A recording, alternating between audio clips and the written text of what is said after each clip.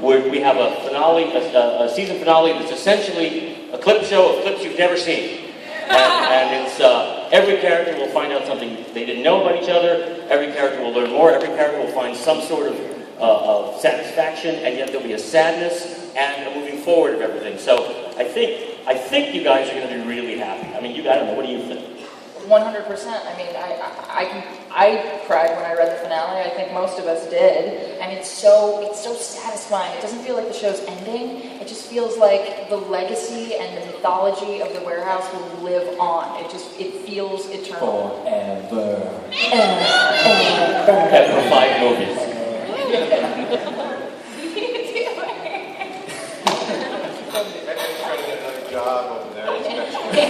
I get to play a character named Armando. And I made sure that we're making this big, giant mustache. And I'm going to wear a crushed velvet vest, no shirt underneath, so that my chest hair comes out. None of that is true. It is up here, pal. And you actually do play a lot of different characters on the show. I mean, different emotions, ranges of emotion on the show. How do you sort of go from place to place as an actor? You know, I was just saying earlier in the press room, for me, that's one of the best parts of this show, and for Pete, and the brilliance of which Jack has given Pete this voice. You know, the ability to, in one moment, say something absolutely ridiculous and silly, and then the next moment, he and Mike are saying something together, and you're crying. And it's like, you know, at the end of this show, you're kind of exhausted. And But in a good way. And in a good way, yeah. So, you know, it's been a great challenge, and I've been really lucky. Well, and it seems like, I mean, there are a lot of, well, for a show that's primarily about sort of sci-fi dangers, Joanne, you in particular, have had to deal with, like, very real-world problems. The character got ovarian cancer, which I don't think people were sort of expecting from that show. And were you expecting it? When you read the script, was that a huge surprise? And then how did you deal with it? Jack had told me previously, because he's like, don't worry, we're not writing you out of the show. This is the storyline that we're going to give you. And I was really nervous about it. You know, it's a very difficult thing to do well. I thought we had a huge responsibility. It's a disease that's touched pretty much everyone. I mean, everyone here is a friend or an aunt or an uncle, or every family has a brush with it. And I was very scared, but I think we did it justice. I mean, the scene with when I tell Pete that I'm sick was really important to me, and the response that I got from a lot of people, it was very, it was positive. So I'm glad that we represented that kind of struggle well. Yeah, I pitched a Cialis episode where Pete gets a priapism.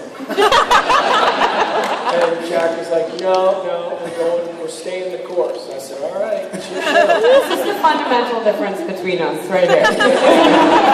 Eddie keeps trying to put his real-life events into the show.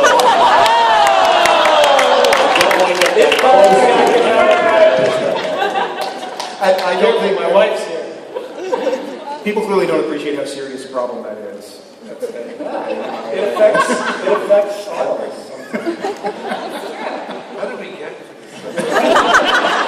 Well, because Never mind. it's a Cialis commercial.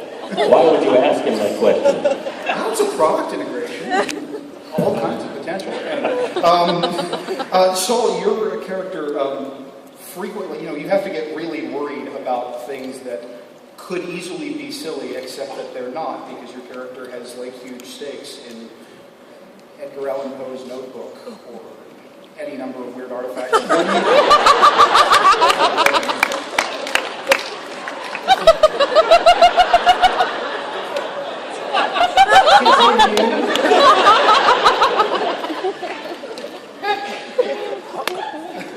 I have no idea. I'm sorry. What did you do? I took his phone. Oh, okay. I don't know what's happening. Joan took Eddie's phone, so I can't speak. What? You tweeting? Texting, I was Are you tweeting as him? If you take away Eddie's phone, he can't speak. Oh, this is Eddie's phone? Back to gravitas. I'm gonna look through Eddie's pictures, because there's bound to be some cool stuff in his pictures. I was gonna go through your camera roll. Holy cow! Yeah, I understand the Cialis stuff now.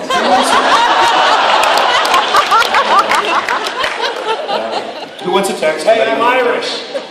Thank you guys for coming. It's so good to see you. Thank you, Joanne. Oh, thank you. Thank you. It's so bittersweet this year, but it's so good to see all your faces. Yeah, everybody wants you on Twitter.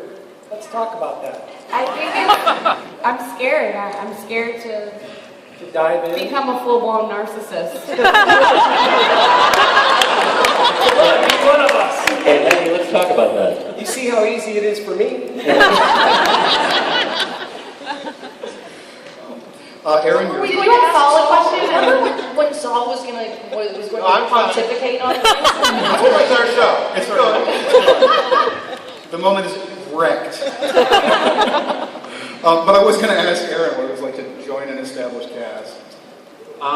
It was nerve-wracking at first, but as you can see, these guys are pretty laid back, and we had a good time. But yeah, the first episode when I got on the show, I saw how well these guys worked together, and I was a little worried because you feel like the new kid in class, and luckily they were incredibly warming and welcoming, and there was only one sort of hazing thing. Eddie farted in the bronzer when I had to be in there, but the two takes, he just let one rip, and I got in there, and I see him just smiling at me. Just like, what? Like what? And I was like, oh! Yeah, It was Cabbage Day. it certainly was. Every day. This is Aaron and I don't get along at all, as you can tell. Aaron is such an asshole. I'm Canadian. Give me Yeah. a break. Aaron came on the No set and I was Canadians like, This is 4. There's 6. San Diego's far away. Sorry, I was just like, here's how it's going to be. You're my gay best friend, and that's just it. And we're going to speak in Ebonics, and I'm just going to, okay. Oh, honey. Yeah, exactly. And Aaron, bless him, just rolled with it. Was like, who is this crazy girl? It's like throwing this, well, we are the second A team, so, and just, And we have a major gay best friend episode coming up. I don't know Claudia gets how to- I am going to keep a straight face for this entire episode. Claudia gets to meet the really, really gay side of Steve.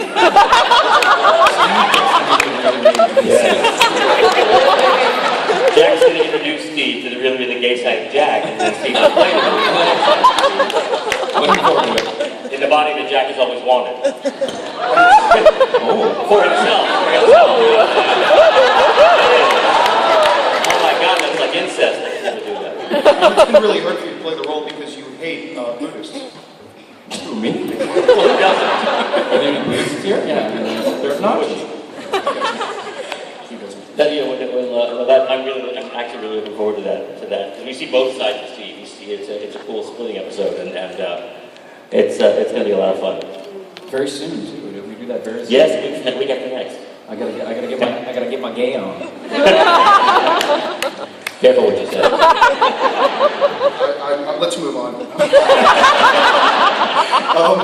Allison, your character knows that her sister Claire is still alive, and Right. Marty's been keeping that a big secret. How is that going to affect your sort of daughter-father relationship? Well, I mean, that whole storyline is so great for a lot of reasons. I mean, from the moment I joined the show, was really curious about the circumstances surrounding Claudia becoming an orphan. I think that's so interesting, and we finally, we used the baby shoes from season 3 to go back into Artie's memories and see what happened to Claudia's family.